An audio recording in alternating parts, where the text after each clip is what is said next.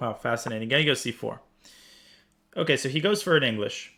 And we've talked about this before. I think the best way to quote unquote punish the English, punish being a very strong word, but to play in a principled way is to go for the reverse Sicilian or to go to go c4 e5.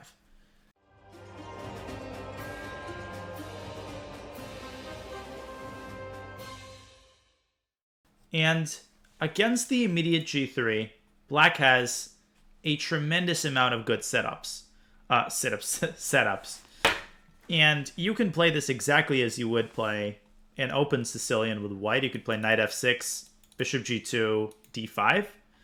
You could play an Alapin. You could play c6 here, which is a move that I've played before.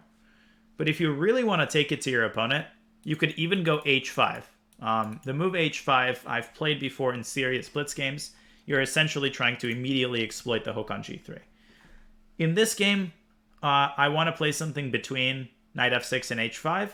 So let's play c6. Let's play an Alapin style structure and see what happens. c6. So this is a very annoying move. Now obviously we're going to play d5 here. Takes. And we already have a very nice position. He didn't really do a good job contesting our center. Okay, so that's what he's trying to do now, but he's doing it sort of with the wrong pieces. Queen to b3 is not a very dangerous move. What should we do about this pawn? How should we defend it? Should we go bishop b6 perhaps? How should we go about defending the pawn on d5, which is being attacked, of course, by two pieces? And then knight f6, of course. Knight f6 is the simplest. Yeah, knight f6. Time to defend the pawn. Okay. Knight c3. All right, so now we need to be careful. And we need to be creative. So this is an important moment in the game. Because a lot of you are thinking about bishop b6, but if you extend the calculation, Huntress, I'm going to time you out. If you think about bishop b6, what happens there? What happens after we play bishop b6? Yeah, so he plays queen takes b7. And a lot of people would stop calculating at that precise moment. But what if you don't stop calculating? What if you extend that calculation for one more move? Bishop b6, queen takes b7. Remember that he's not developed his king side. And when the queen is stuck on b7 like this, that's a potentially very good sacrifice. So what happens after bishop b6, queen takes b7? Can we salvage the rook on a8?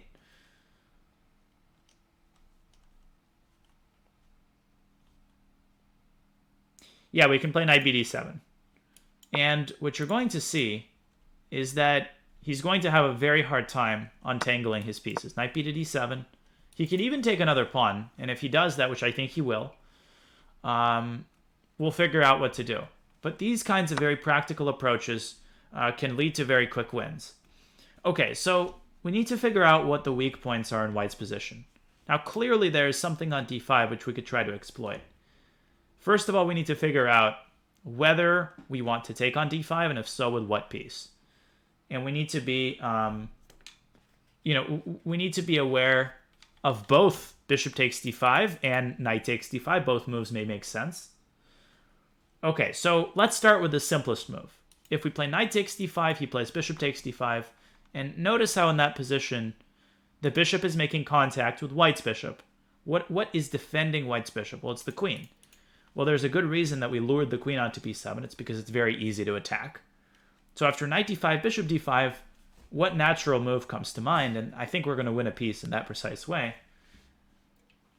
Just play not knight b6, but rook b8 to dislodge the queen from b7. That's all there is to it. Knight takes d5. This is very easy, straightforward calculation because the moves are so natural. Rook b8, attack the queen. The queen basically has to drop back to c6. And then we need to be careful for one more move because I think a lot of you might be attracted to rook to b6. But if you look a little bit more carefully, you'll notice that the queen will have the c4 square. And white successfully evacuates in one piece. Okay, so what should you do instead?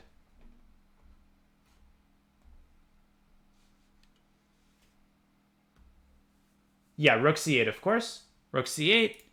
And rook c8, queen b5, and then rook c5 will fork the queen and the bishop. Rook c8. He can also go queen b7, and then we'll play rook c7. So basically, wherever the queen goes, we chase the queen away.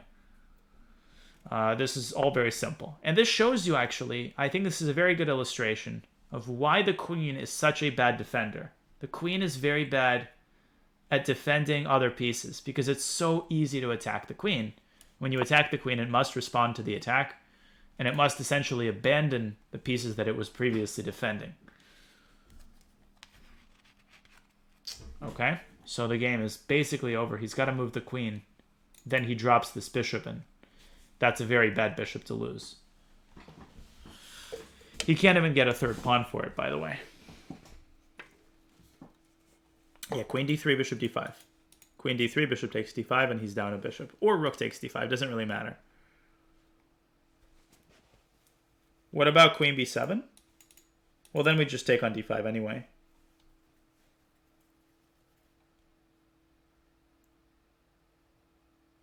Yeah, rook forks can look very awkward, but they're very effective. Rook forks are among the easiest to miss. There is something awkward about forking with a rook, but it's just something you should be watchful of. Oh, queen b7, well, technically he does, but queen b7, bishop takes d5, and then we take the rook. But yes, technically he gets the third pawn for it. Yeah, he's thinking here, but obviously the game is essentially over. Okay. So the mistake for white, well, I'll show you what his mistakes were. But he didn't play well in the opening. And then, of course, he shouldn't have... I mean, I honestly think that he probably can get away with this if he plays very precisely. But I really don't think he should have done that, practically speaking. He was two-pawn hungry. This is a classic example in the dangers of pawn grabbing. Okay, so let's finish the game. Obviously, as with any other position, the priority should be on development. Some of you may be thinking about taking this knight on f3 just to simplify, but I don't think that's a great idea because we literally have an uncontested light squared bishop, and he's got a ruined fianchetto structure. So I would keep this bishop in the event that we get some sort of mating ideas down this long diagonal when the knight leaves f3. So there's no need for anything creative here. I wouldn't even bother with queen c7 because then he can castle and simultaneously defend the bishop. So instead, I would prioritize the development of my bishop. I don't even care about this pawn. Let him take it. Let him take this pawn because we're going to completely overwhelm him in the center and on the king side. It's going to be crushing. It's going to be tremendous. It's going to be amazing. It's going to be the best attack anybody's ever seen before. Yeah, we're just going to castle, and then we're gonna crush him. So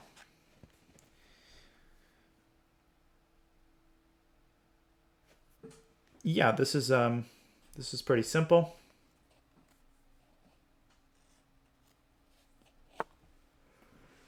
Okay, sorry, I'm pretty exhausted. So b4. Now where should we put the rook? What seems to be the most active square? Well, we can bring it back to c8. There's nothing wrong with that. But I particularly like the idea of going rook c4. Sliding the rook into c4, attacking b4, pinning the pawn. This seems like game over, basically.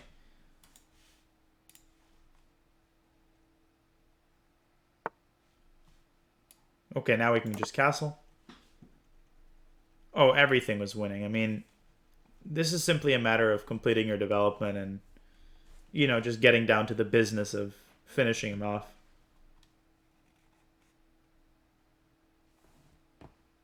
a5 was fine, but in these kinds of positions, when you're working on your technique, you want to focus on getting the bare bones stuff down. Can you finish your development? Can you make sure that you're not dropping any pawns or pieces unnecessarily? When you do that, you can focus then on, on finessing stuff and getting the fancy stuff down. Well, queen a8 would have dropped the knight on d7. I don't want to drop that knight. Yeah, we definitely want to push e4, if given the opportunity, for sure. Okay, so... Oh, gosh. I'm like... Oh, okay, so we have a beautiful win, though. We have a beautiful winning idea. Now, how did I find this idea? Well, let me walk you through it. 1 second. The first thing that I see here is the pin that the rook exerts on the pawn. Okay, the rook pawn on b4, right? So this pawn is immobilized. Everybody should see that. So what moves stem naturally from this pin? Well, some of you guys indicated a5, but there's also the move knight to c5. Now, knight to c5 doesn't seem to accomplish anything because you can just drop the queen back. But these are the kinds of ideas, kind of like a Lego set, where you can build off of them. You can take this idea of knight c5, you can transform it via some other preliminary transformation, and you can get it to work. So knight c5 doesn't do anything, but I'm noticing the square on d3. If the knight can potentially get to d3, that would be a fork on the king and the bishop. So in your mind, you should be saying, well, what's stopping the knight from getting to d3? Well, obviously, it's the e2 pawn. But we've got a piece, we've got just the piece with which we can distract this pawn and get it to move. We can take on f3 first, then go knight c5, and the knight has a free passageway to d3. And white doesn't even have a way of defending the b2 bishop with his queen. White either has to go forward with his queen, and then we take on b2 and simultaneously defend the rook on c4. Or he drops the queen back to d1 and then loses the bishop anyway. Brutal idea. Yeah, that's a nice one. You can also go knight c5 first. You can go knight c5 first, but it's a tiny bit more complicated. He's got queen b5 and stuff.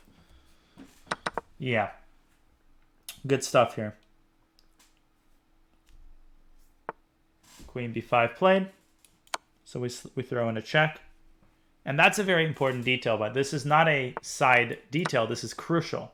The knight on b2 defends the rook on c4. And now, here's the amazing thing. I think this is what makes this so elegant.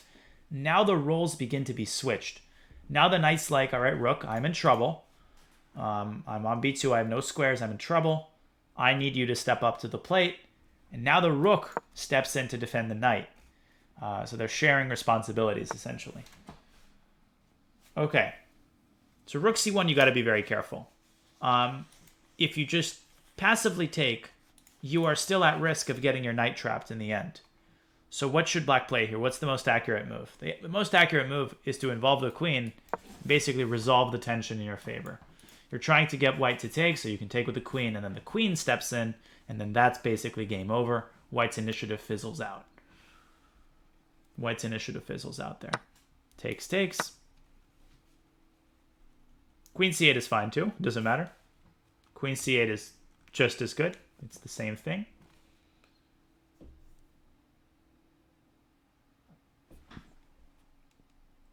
Very wholesome stuff. Yeah, so if I were you, and you know, if you're 1400 or 1500, I would play queen c4 check and trade the queens. That's what I'm going to do.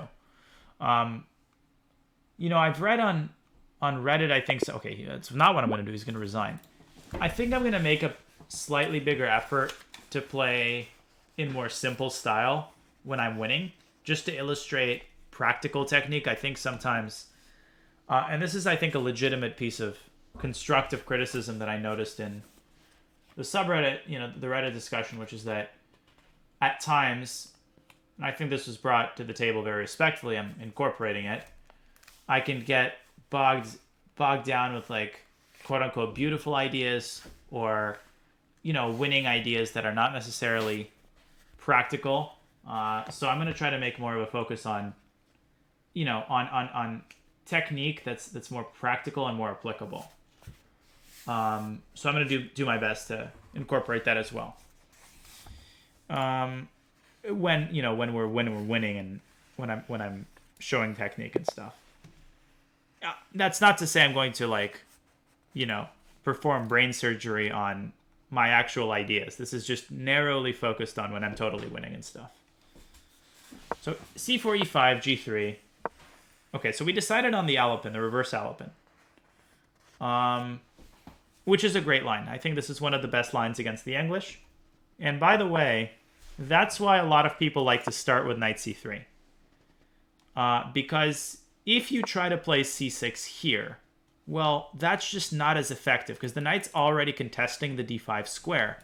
So after something like d4, you get a reverse Alapin but a tempo down, and you're not able to get d5 in.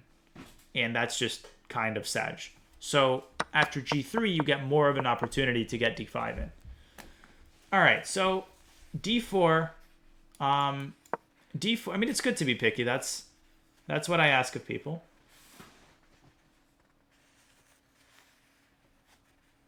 Yeah, so d4 I think is the main line, just like it is in on the black side of the Alapin. d4 takes, takes, d5, and I'm not sure how the theory continues here. I think it's something like bishop g2, knight f6, knight c3, and again, black is playing the Alapin down a tempo, so it's not quite as good as it is from the white side, but it's something you could definitely consider. I think black is supposed to equalize here quite comfortably.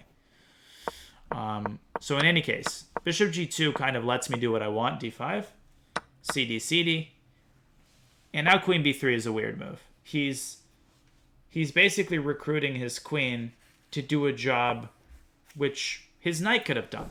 So he's basically forsaking his development. Now, if I were white here, I would just play d3. And then I would just get my knight out to f3. I would play it almost like a perk. And clearly, black has a great position. Knight c6. We could even begin with h6. We could even play h6 to preemptively cover the bishop from coming to g5. Castles, knight f6. Black's got a super comfortable position, but white is solid here. White is not losing or anything of that sort.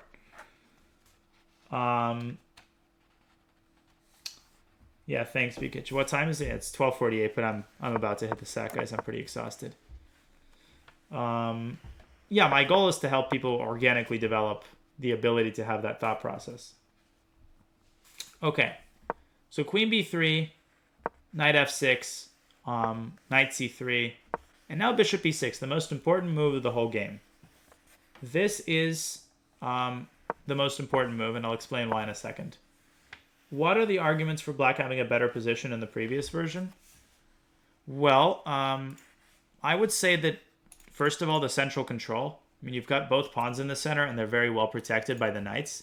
Basically, you've got ideal development. Like, you've got all of your pieces developed once you get your bishops out to the squares that you want to develop them to. You've got more space. You've got the center. It's just a slight advantage. Don't overthink it. That's not... I'm not claiming that black is, like, winning or anywhere near being even being much better. It's mostly the center. That's the source of black's advantage. All right, so bishop e6. Now, obviously, this appears to blunder the pawn, but we realize we see the bigger picture here. And this is something which I think if you're at 1700, it's one of the things which you should be focusing on learning how to do better. It's also not something which is really trainable that easily. It's not something I've seen discussed too many times in books. And I would almost call this seeing the bigger picture. That's literally what I would call this concept. And it's a concept that a lot of things fall under the umbrella of this concept. And one of them is this ability to not reject moves which appear to be bad for some very straightforward reason, such as the fact that they blunder a pawn, or even such as the fact that they may appear to be passive, or they may appear to create a weakness or something like that. There's a lot of moves like that, which if you're 1500, you tend to reject super quickly because they just look bad. But when you cross a certain threshold, if you want to build up your creativity, I think that's what creativity is. It's the ability to consider moves that may seem bad and then to give them a chance. And out of every 10 moves like that you consider, maybe 2 or 3 of them are going to end up working. So you just got to calculate a few moves ahead here. And you're helped along by the fact that you still have control of the center. White still hasn't developed his king side, and white's queen is clearly in trouble. So those are the intuitive considerations that lead me to believe that black is going to be much better here despite being down a pawn. The only thing that you have to calculate here is knight takes d5. Because if white is able to get away with this, then you will be down 2 pawns. And that's a little bit too many pawns to give up just for some sort of positional compensation. And this is what I had to calculate. And how do we calculate this? Well, we need to figure out what's wrong with this move. And if we get to this position, the rest of the calculation is quite simple. I know this sounds weird. It sounds like I'm oversimplifying it, but I honestly think that if you just look at this position logically, you should notice the 2 main drawbacks of white's setup. Number 1, the bishops are at a standoff. Number 2, you could think of this also as a type 2 undefended piece. And, type 1 undefended piece. And the second thing is that the queen is the piece that is protecting the bishop. So the queen is the most vulnerable piece on the chessboard. And that helps you determine that you can chase the queen around until it's forced to lose contact with the bishop. So rook b8. What about queen b7, rook c7, queen a8? Okay, what if he didn't take the pawn on d5? Yeah, so first of all, what would have happened if he didn't take the pawn on d5? Well, what could he have done instead? If he would have played, and this is going to blow your mind. If he would have played a move like d3, right, just trying to develop his bishop, black to play and win. This is an amazing queen trap. This is a pattern which I recommend people to write down or just really internalize because it will come up in your games. It's a trap that uniquely is connected with the placement of the knight on d7. Let's see. Yeah, so knight c5 is the move. Knight c5 is the move. Very good. And the nail in the coffin is that after queen c6, bishop d7, this queen is trapped, literally. Check it yourself. The queen is trapped. But okay, white can go queen b5. Check, right? No. Still bishop d7, and the queen is still trapped. Because after queen b4, of course, there is the discover check on d3, winning the queen. Yeah, this is very cool. So white literally is at risk of losing his queen. Knight f3 doesn't help. Knight c5, it's the same exact pattern. So in order to evacuate his queen, white would have had to have been proactive in moving the queen away to b5, which is not something which is easy to see. Thank you, Filatelli, for the tier 1. All right. So queen b5, I think, would have been the best option for white. And then you could basically try to use the queen to make improvements to your position. You just need rook b8, queen a4, and then maybe d4. And the bottom line is you can see the kind of initiative that black has in this position. Black is just pushing the pawns into the center. White is still not developed on the king side. And this is just a phenomenal position for black. So that's basically that. And that's the compensation that we have for the queen, for the pawn. Now he ends up taking on d5. Take, rook b8, queen c6, rook c8. Again, be very careful in these positions when you're chasing the queen away. A move like rook b6 is very tempting, but you've got to make sure that you have the line calculated until the end. And if you go rook b4 here, and you keep trying to chase the queen away, in addition to playing queen c6, which basically leads to a 3-time repetition, can anybody spot the other option that white has in this position, which yields, I think, a decent position for white? And this is another point I wanted to make as I was pursuing his queen. So queen c6 is one option. The other option is to play bishop takes c6. And wait a second, you might say, this loses the queen. And it does. But remember what, and I would call this something like the queen syndrome. It's like people often assume that whenever you win the queen for any amount of material, it's going to be good for the side of the queen. Because there's an almost emotional element of being up a queen. I'm sure everybody can relate to this. And I'll show you an example where I did this, and I learned from this game. But always remember to check how much material your opponent has for the queen. Like in this case, you've got a rook, a bishop, and 2 pawns, and that's plenty of material for the queen. The position probably is approximately equal. And white's got a phenomenal position here. So be very careful and make sure that you're not blinded by the fact that you're winning the queen, and you're not giving up an obscene amount of material for it. I have a great example of when I did literally that exact thing, and I learned a very valuable lesson from this game. Okay. I was playing white, as you can see with Larry Snyder, who was a, was like local 2000 from San Francisco. And this was a Scandi, as you can probably determine. And I had sacrificed a pawn on b2, as you can also probably determine. And in this position, I started thinking, and I found what I thought was an absolutely brilliant idea. Obviously, if I just play this casually, if I just play a move like queen f3, if I just improve my position, the compensation that white has for the pawn is immense. And look at how active my pieces are. But I was like, no, I'm not doing that. I'm going to go knight to b5. Okay, so he takes. Bishop takes b5 check. He covers the check. And now the whole point of the sacrifice is to clear out, to vacate the c4 square. What's going to go on the square? It's going to be the knight. Knight c4 is what I played. Okay, so the queen can't go back to d6. It has to take on a2. And now the conclusion to my amazing idea, rook a1, and the queen is trapped. The queen is trapped. And I did see that he could take on a1. But I had calculated this, and I had determined that white has what very important intermediate move here. You don't want to take the queen. You want to do what? You want to play bishop takes d7, check. Knight b takes d7, and just queen takes a1. And white has a queen for a rook and a piece. Now, this is good for white. What had I missed in this position? But I didn't really take this seriously. I had really stopped calculating here. But he can play bishop takes b5. Rook takes a2, bishop takes c4. And all of a sudden, I'm like, oh my goodness.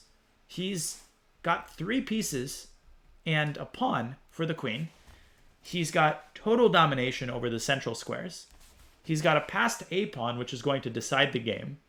And he has the potential of taking one of my rooks if he wants. And he ends up not even having to take my rook. He literally keeps the bishop on the board because he determines that this bishop on c4 is so nice that he doesn't even need to take my rook. He literally just basically pushes the pawn. I mean, he defends nicely, and he pushes the pawn all the way to a2, and then he wins another exchange, and then it takes another pawn. And I literally resigned here because he's just overwhelming me with material. And this taught me a very important lesson in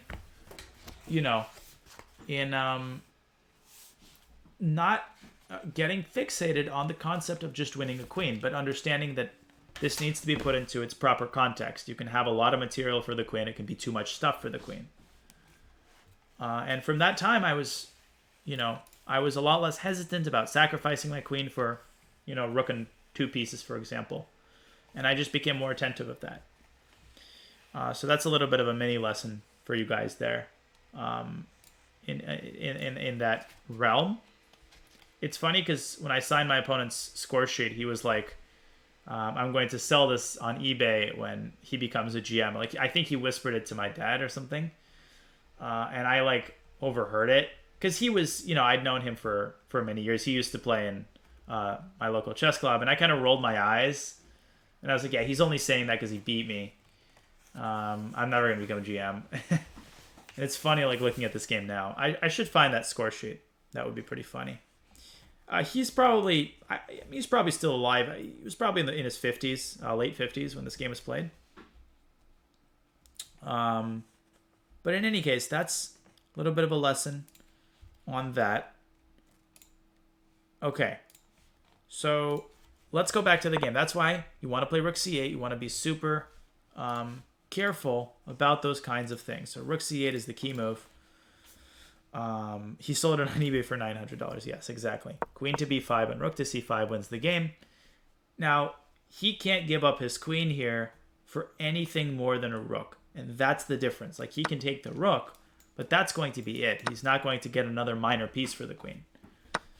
And that's it. He was born in 1942. Okay, he's older than I thought. He looked good for his age. I think he's a doctor. So, by the way, the last thing, if he plays queen to b7, should we go rook b8 or should we go rook c7? And I just noticed something quite amazing here. There was a little miscalculation that happened. So after rook c7, I had miscalculated something. White has an incredible resource in this position. Queen a8. He's got queen a8. And amazingly, I think white is emerging from this alive. So let me think. You can go back to c8. White repeats moves with queen b7. Yeah, someone posted this earlier. Nice. Yeah, so this amazingly leads to white's survival. Queen b7, queen a8. Now, I wouldn't have repeated moves if this had happened. Probably, well, rook b8 we talked about. Rook b8, queen c6. And if you play knight c5, you open up this diagonal. So, for example, white could even give bishop c6 check.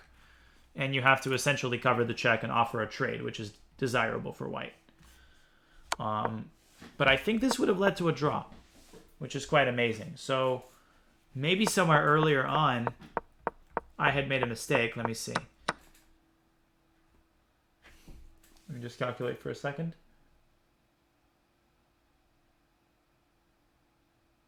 Yeah, I think that once this all happens, this is all forced. Takes. This all seems very forced. And if I was playing, if he had played this, I would have probably just gotten my bishop out. I mean, I would have gone for the win. And I would have gone for something like this and then just tried to attack down the f-file. But I'm not going to pretend that this is, like, objectively sound. At this point, I think black doesn't have enough for the two pawns. We're just basically playing hope chess. So I suppose what that tells us is that from a purely objective standpoint, bishop e6 might not have been the best move. And perhaps d4 should have been preferred. But that's pretty coincidental. And I don't regret playing bishop e6. I think it's still the right move from a practical standpoint. It's just that sometimes it turns out that you do everything right and there's some crazy resource at the end that saves the game. And then you just have no choice but to tip your hat to your opponent. All right. So other than that, I think the rest was simple. I mean, we take the bishop, we develop our other bishop, we bring our rook to c4, and then the final nail in the coffin it comes from this combination. We take the knight to divert this pawn from e2. The key is that the d3 square is now a weakness. Knight c5, knight d3, knight b2. Well, it's not up to me whether people can visit the Charlotte Classic. Anybody can visit a tournament. I'm not... I don't decide whether spectators can visit.